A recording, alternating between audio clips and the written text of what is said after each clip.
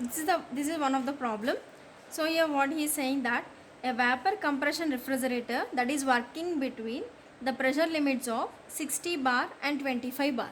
So 60 bar and 25 bar are the working pressures. The working fluid is just dry at the end of the compression and there is no undercooling. So don't bother about the undercooling process. I will explain this in the next class. So and this is nothing but undercooling method. And before expansion valve, the working fluid is just dry at the end of the compression and there is no undercooling before expansion valve. Okay, so now determine the COP of the system and also the capacity of the refrigerator if the fluid flow is 5 kg per minute. If the fluid flow is 5 kg per minute. So before going to know this, he has given some data in the problem. He has given some data in the problem. So that is the pressure, temperature, enthalpy and entropy. And enthalpy, entropy are again in liquid phase, vapor phase. Liquid phase, vapor phase. He has given the refrigeration tables data directly in the problem. Okay, so this is nothing but 60 bar reading, 60 bar pressure readings, and these are nothing but 25 bar pressure readings. So at the 60 bar, the saturation temperature is 295 Kelvin. The saturation kelvins, these are in terms of kelvins. So the saturation temperature is 295. It's nothing but how much amount of temperature is there? 23 degrees, 22 degrees centigrade. This is 22 degrees centigrade, and how much it will be? Minus 12 degrees centigrade. So can you observe these temperatures in the air refrigeration system? Absolutely no, because in the air refrigeration system the least temperature will be not in the minus degrees, right? So we are dealing the temperatures at about minus degrees and very less temperatures in this process. Okay, so these are the enthalpies for the liquid phase and for the vapor phase, and these are the entropies for the liquid phase and the vapor phase. So before going to know this, we have to go through the TS and PV diagrams here. So this is a block diagrams of TS and PV, pH, and already we discussed this in the theory class. So that's why this is a TS and pH chart, right? Okay. So in this way, the how the points can be taken and how it can be represented, that was already explained in the class. So here I am going to write down the given data here. Okay, here I am going to write down the given data. So what's the given data means? Here we have two different pressures. One is P1 is equal to P4, another one is P2 is equal to P3. Means the highest temperature, lowest temperature. So lowest pressure can be represented with the P1 and P4, right? So this is P1. Here I am not writing the given data separately. I am representing the data with the red color pen already given in the problem. Okay, so this is the P1. This is the P1 and this is nothing but P2. This is P1 and this is nothing but P2. So highest temperature is represented with the P2 and lowest temperature can be represented with P1. Okay, so this is P1 and this is P2. Now, so 261 and 295, so these are nothing but lowest temperature, that is T1 is equal to T4. So because this is T1 is equal to T4, so this is why T1 is equal to T4, and this is nothing but T2 is equal to T3. Here also this can also be written as P1 is equal to P4 and this is nothing but P2 is equal to P3. Now here we are going to take the enthalpies. Always in the steam tables or refrigeration tables, whatever may be the readings or data was given by using some data books, all those values are with respect to the saturation positions only. అంటే మీకు ప్రాబ్లంలో ఈ line మీద ఉండే టెంపరేచర్లు మాత్రమే ఇస్తాడండి. అంటే ఇప్పుడు for example he is talking about the P1 HG value. If he has given the P1 pressure ఎంత అండి? 25 degrees, 25 బార్. సో 25 బార్ దగ్గర 25 బార్ దగ్గర మీకు టెంపరేచర్ ఇచ్చాడు అంటే 261 is the saturated temperature. దానికి హెచ్ఎఫ్ వాల్యూ ఇచ్చాడు అంటే he has given the value of this one. Has given the value of this one, not this one. ఈ స్పేస్లో ఉండే రీడింగ్స్, ఈ గాల్లో ఉండే పాయింట్స్ యొక్క వాల్యూస్ వాడు ఇవ్వడు.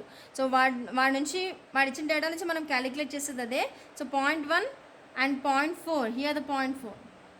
0.1 and 0.4 values has to be calculated, but he has given the data up to this point.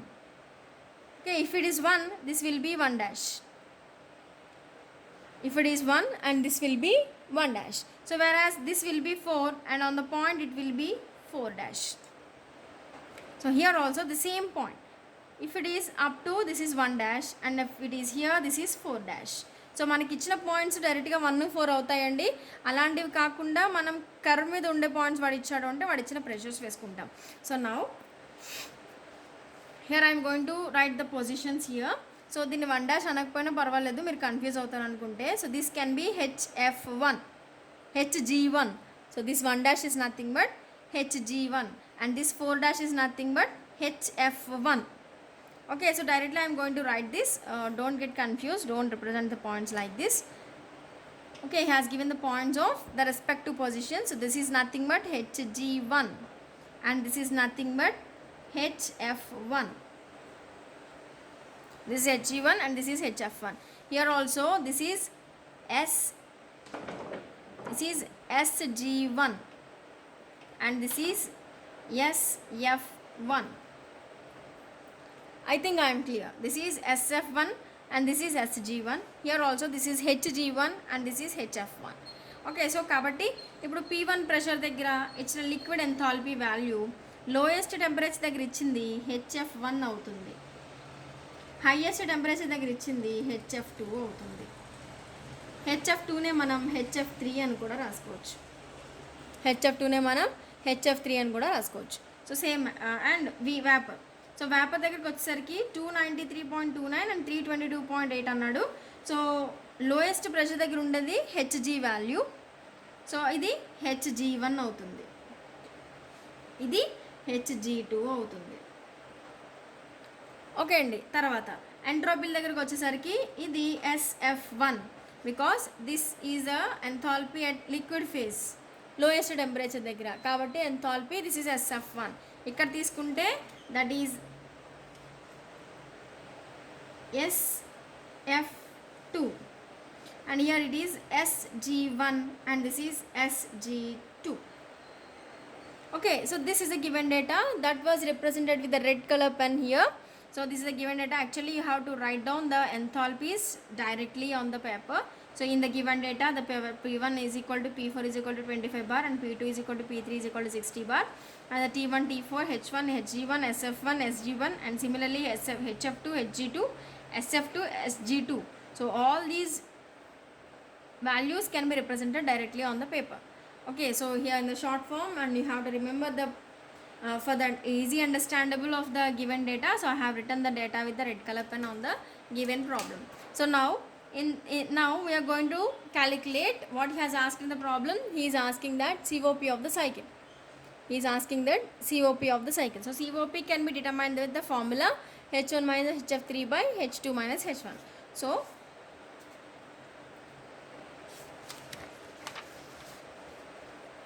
So the first one is COP. So COP formula is H1 minus HF3 by H2 minus H1.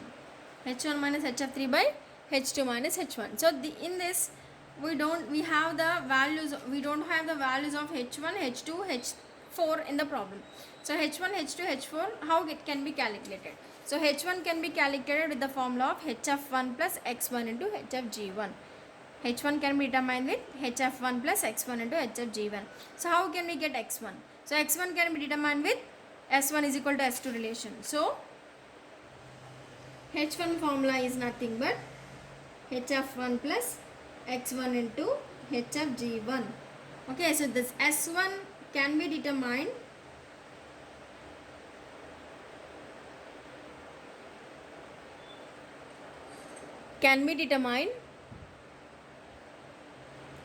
with the relation of isentropic compression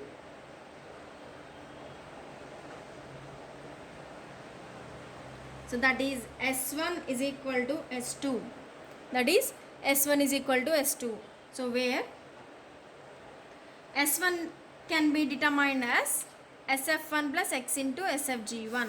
So SF1 plus X1 into SFG1 is equal to S2 is nothing but that is lies on the line right in the given data according to the method we have learned. So that the point 2 is G2. The point 2 is G2. Kabatti this is SG2. So here SF1 plus X1 into, if the data was given as a latent heat in the problem, so then we can directly take the SFG value. But in the problem, he has given the HF, F and G values. And the SF and SG values are given in the problem, not the SFG. So SFG can be determined as SG2 minus SF2 is equal to SG2. So we have to substitute all the values in the problem. So what is SF1? So SF1 is nothing but 1.0332. So that is 1.0332 plus X1 into, what is SG2? So SG2 is nothing but 0.226. So 0.226 minus, what is SF2? So SF2 is nothing but 0.554. So 0.554 and SG2 was known, that is 0.226. So by solving the complete relation equation, you will get the X1 value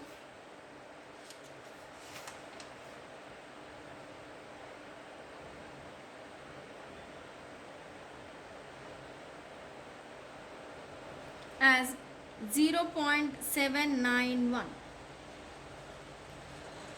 So therefore H1 can be determined with, the formula was there, so that is HF1 plus X1 into HFG1. So HF1 plus X1 into HFG1. Here also we don't know this one, so you can write down it as HF1 plus X1 into HG1 minus HF1. So we have the values of H1, Hg1 and the problem. So therefore H1 is equal to, so what is HF1? So what is HF1 means, HF was given as 56.32 and HF2 is nothing but 151.96. So that is 56.32 plus 0.791 into 322.58 minus 56.32. So by substituting all the values, you will get the H2 value, H1 value as 266.93 kilojoule per kg. This is H1. And what is H2? So H2 lies on the line, right? So H2 lies on the line, so that can be directly taken as Hg2. So Hg2 ante manaki ichina problem lo value entandi. So Hg2 is nothing but 293.29. So 293.29 kilojoule per kg.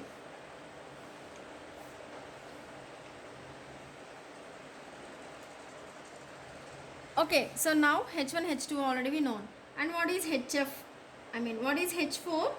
So H4 is nothing but HF4, HF3. So HF3 is nothing but, so in the problem HF3 or HF2 can be represented as 151.96. So 151.96 kilojoule per kg. So this is H4. Therefore, theoretical COP is equal to H1 minus HF3 by H2 minus H1. So by substituting this, you will get the theoretical COP value as 4.36. You have the H1, H2, H4 values there.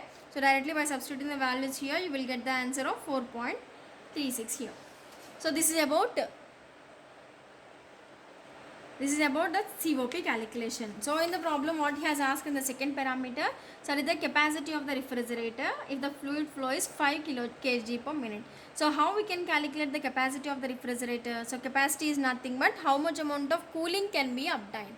So how much amount of cooling can be obtained. So cooling ekkada obtain avutundandi 4 to 1 positions lonena. So 4 to 1 aslu enta heat ni extract chestunnamo manam teliste 4 to 1 నీ ఎంత హీట్ని extract చేస్తున్నావు ఈ ప్రాసెస్లో మనం తెలిస్తే ఆ capacity మనం calculate చేయొచ్చు. So before going to know the capacity, so second one, capacity of refrigerator. So in the capacity of the refrigerator, before going to determine this, you have to determine the heat extracted or refrigerating effect,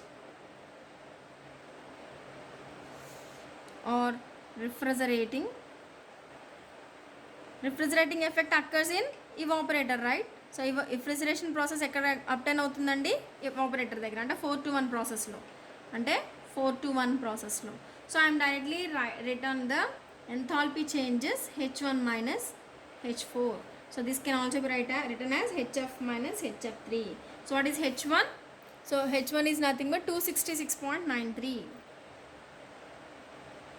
HF3 is nothing but 151.96. So by substituting all the terms, you will get the value in terms of 114.97 kilojoule per kg. So this is the refrigerating effect. So after getting the refrigerating effect, so this is the refrigerating effect for 1 kg. This is the refrigerating effect for 1 kg. So how much amount of fluid flow is there? So that is 5 kg per minute. That is 5 kg per minute. So the heat extracted is equal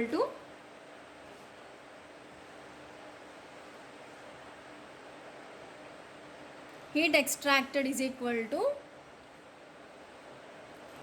fluid flow into refrigerating effect. So this is in terms of kg per minute and this is in terms of kilojoule per kg. So both will get cancelled, the remaining will be kilojoule per minute. Okay, so that is 5 into 114.97. Already we determined here 114.97. So by multiplying this value, you will get the value in terms of kilojoule per minute. This is the heat extracted. Therefore, capacity of the refrigerator, so that should be in terms of, capacity of the refrigerator should be in terms of ton of refrigeration, right? How the ton of refrigeration will be? 1 ton of refrigeration is nothing but 210 kilojoule per minute. Then how can we get 1 kilojoule per minute here? So this can be obtained by 1 by 210 TR. So వచ్చిన వాల్యూని 210 తో divide చేయాలి. కాబట్టి this is equal to heat extracted by 210. So which is equal to 574.85 by 20. So therefore capacity is equal to, so by substituting the values you will get 2.74 ton of refrigerations. So that is 2.74 TR. So thus the capacity of the refrigerator can be calculated now. So this is a very important method, so that can be calculated by using the following method here. In the next class we will discuss about the cycle with wet vapor after compression. Thank you.